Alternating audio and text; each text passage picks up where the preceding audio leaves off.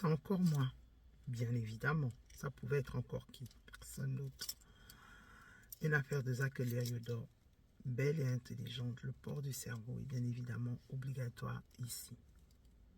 C'est votre Oprah, votre Nana Benz, le front intelligent de la gloire glorieuse. C'est de ça dont il s'agit. Il n'y a pas mon deux, ce qui est sûr. Elles essayent, mais elles n'arrivent pas. Je reçois beaucoup de questions en inbox. Zagacia, comment tu fais pour être toujours dans la joie, toujours joyeuse, toujours dans la bonne humeur, toujours avec des conseils pleins de sagesse, etc., etc. Vous savez, c'est quoi la réponse? La réponse, c'est à chaque jour suffit sa peine. Je prends le temps, tous les jours, tous les matins, de savourer la journée. Même si des fois, il y a des journées où je passe des moments difficiles.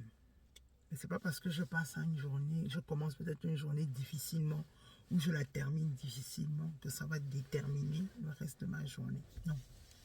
Je peux commencer une journée, débuter une journée énervée, mal en point, comme toute personne humaine que je suis, faite de chair et de sang. Mais je ne laisse pas ça déterminer le reste de ma journée, bien au contraire. Quand j'ai pleuré en début de journée ou quand j'ai été énervé, contrarié en début de journée, je dois me rattraper en fin de journée pour que cette journée soit meilleure. Et le secret, c'est de m'occuper de mes oignons. Très rarement, je m'occupe des oignons des gens. Très rarement.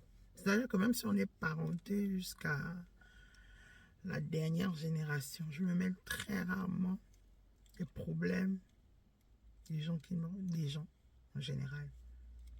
C'est ma nature introvertie. Peut-être que je ne vous la présente pas ici, mais je suis en vérité, je suis une personne introvertie. Donc je ne m'ouvre pas facilement aux gens et je ne cherche pas forcément à renifler ce qui se passe à côté. Non. Je reste. Pourquoi je dis souvent que rester concentré? Parce que quand tu es concentré sur ta vie, voilà, ça t'apporte beaucoup de sagesse. Tu évites de dire des bêtises, tu évites de raconter des bêtises, tu évites de parler tout et n'importe quoi. Ça te recadre. Et c'est un mode de vie, je pense, dans le milieu africain que chacun d'entre nous devrait adopter. Pouvoir rester cadré sur sa vie et non sur la vie des autres. Voilà. Donc,